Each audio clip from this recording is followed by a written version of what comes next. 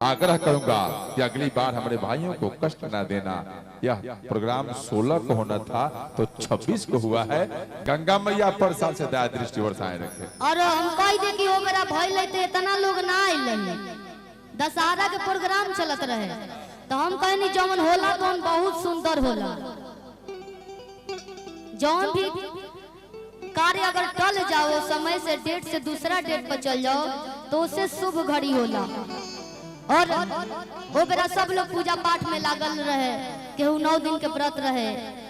हमनी के कलाकार कहाँ कहाँ गल रहने जाए जब पतो नहीं खे। 9 दिन एकदम हालत खराब की, आवाज कसहू बचावे के रहे। और चली बहुत खुशी होता, पूरा कमेटी के बहुत बहुत धन्यवाद इतना सुंदर मंच बनावे खातिर। एजा के लोग के बहुत बहुत कोटि कोटि प्रणाम बा। एक बार हाथ उठा के आशीर्वाद दे दीजिए। चली आशीर्वाद आप सबके बनल रहो। एगो जयकारा लगाई, आप लोग जयकारा लगाए नो कि खाली गाना नहीं सुनो। प्रेम से सच्चे दरबार की।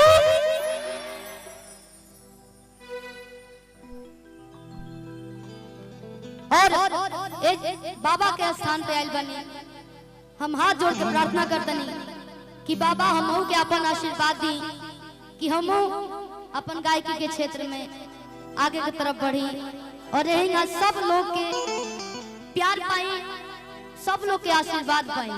प्यार पावल एगो बड़ बात होला, एगो ओकरा से बड़ बात होला जब आशीर्वाद मिलेला तब। प्यार आशीर्वाद दोनों बनल रहो।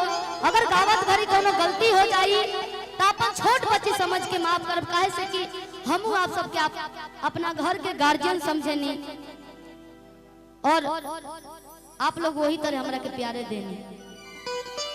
एगो बात माई के दरबार में गइल बारे, माई से कहत रे कैसे इतना कचकचवा भीड़ लागल बा। भक्त कहत रे कैसे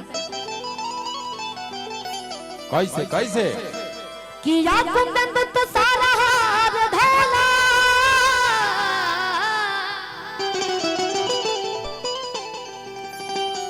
या शुभ्र वस्त्र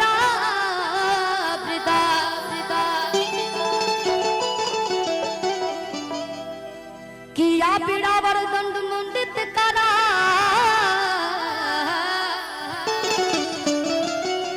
या श्वेत पद्मासना।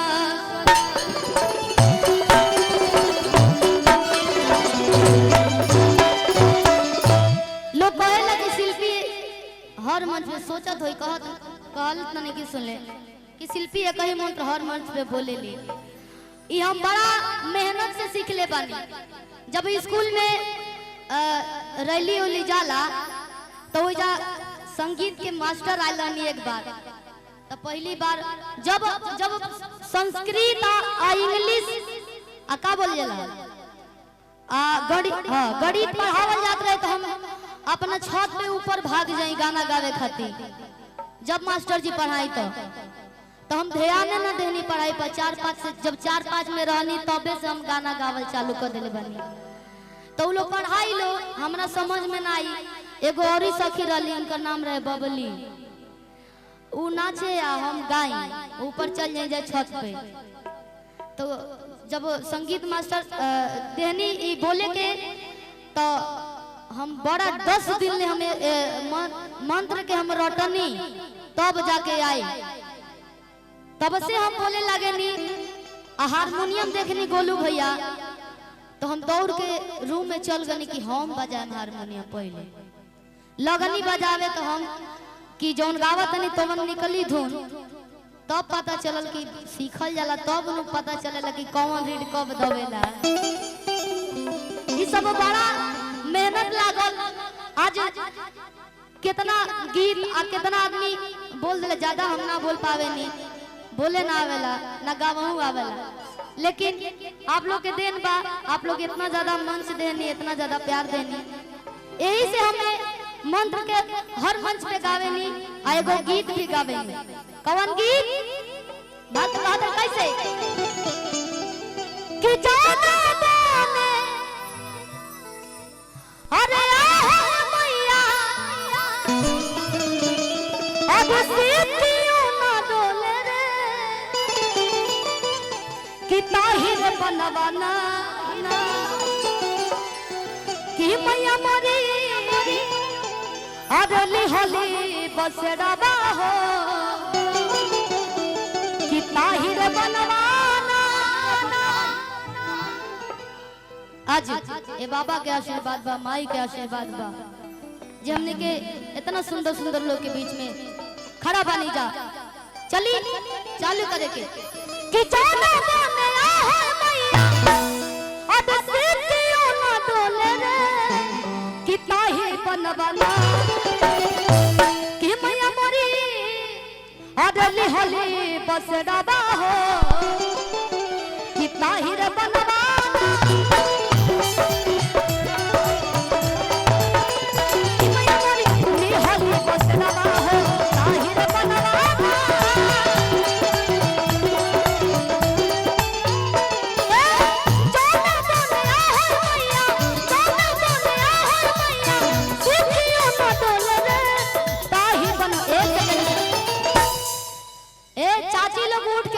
भौजी लोग रुकी लो, आप लोग का मनोबल डाउन हो जाए ना लगे कि अब हमरा बुझा था कि हमार गाना रहे वो लोग के अच्छा ना लगेला, अच्छा ना लगेला, यही से आप लोग उठ के जाता नहीं।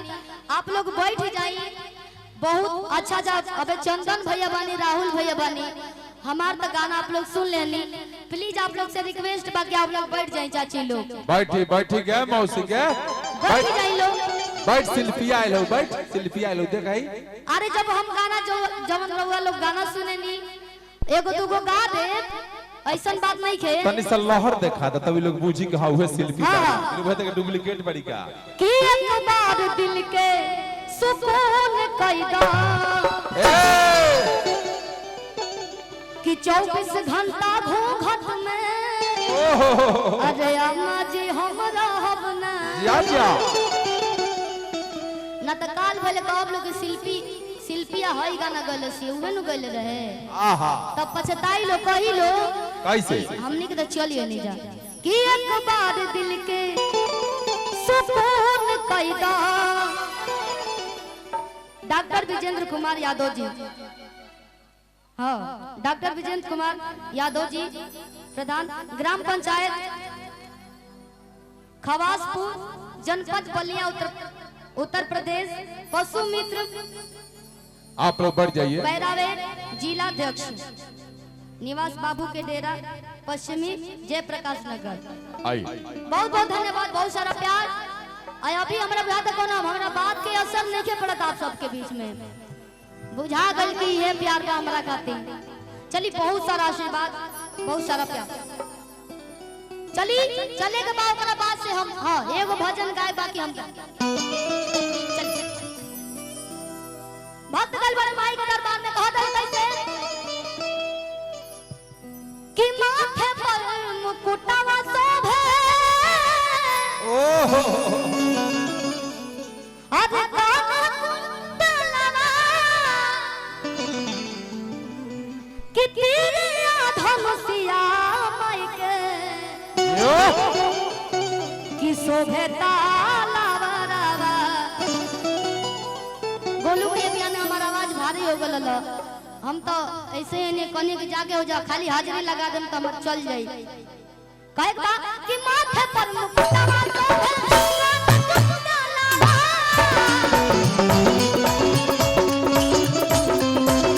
तीरिया धनुषिया माई के शोभे तालावरवा।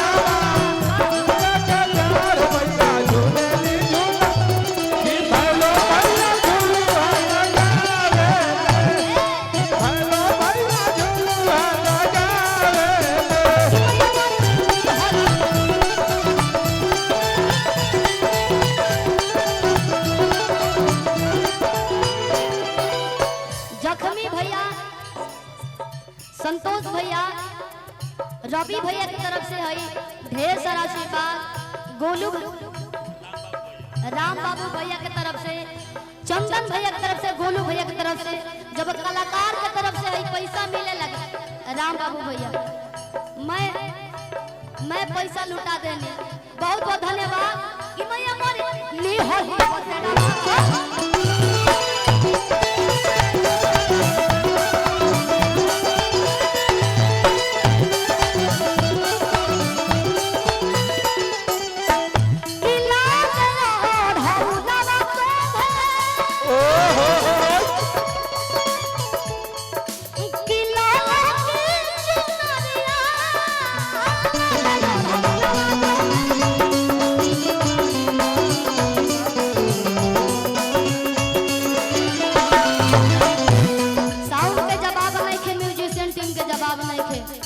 सही लह रहे रही सबे कि लाल रंग मुहावर में लगली चुन मुनिया भाई का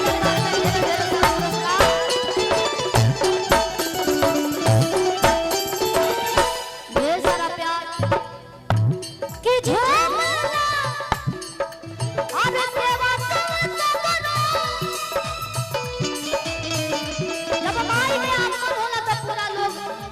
अपन काम छोड़ के माई के भक्ति में लग जाला। आप लोग उठल बैठल कम कर दी चाचा लोग, बुझाता कि प्रोग्राम ढेर देरी से होता ना तो लोग पैरों सीधा करे जाता रे। हाँ हाँ कुछ लोग फ्रेश हो जाता है। आप लोग जाए लोग कुछ खा पी ली लो, मेला भी लागल बा। झूमना से बता